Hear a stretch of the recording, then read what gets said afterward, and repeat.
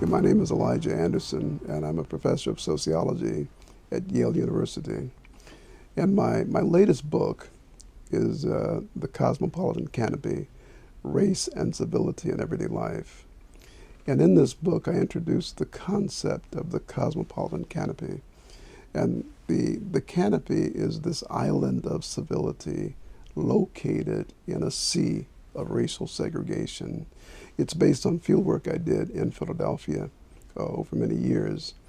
And I looked at these settings, these places in Center City, Philadelphia, specifically Rittenhouse Square and the Reading Terminal Market, but also Center City, Philadelphia in general.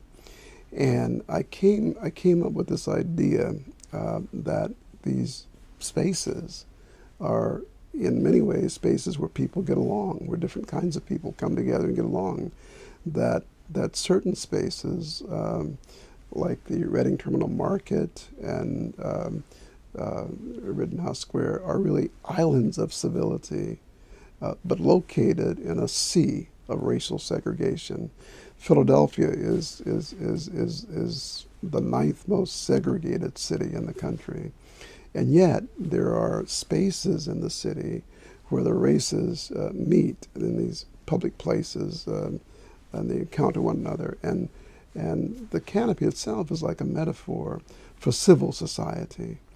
And it involves essentially two kinds of people: people who are deeply cosmopolitan and people who are deeply ethnocentric.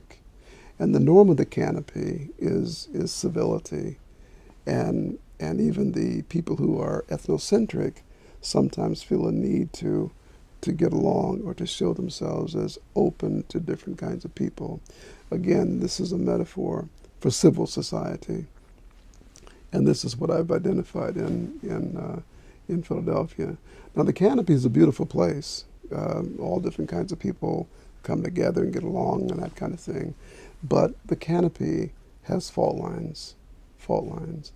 In other words, there's certain events or interactions that rent the canopy, that disturb the canopy, that challenge the canopy in very serious ways. And these are the moments that people who might be marginalized in that setting receive acute disrespect based on their particularity.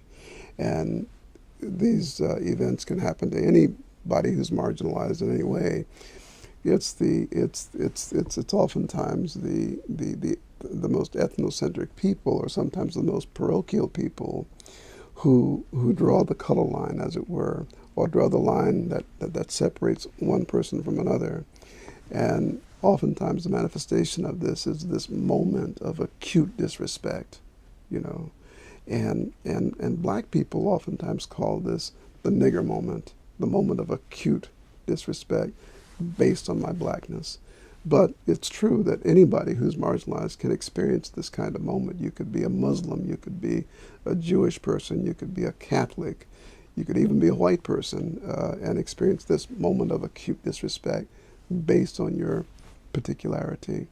And it's that moment that rents the canopy if it's large enough. But oftentimes the canopy, because of the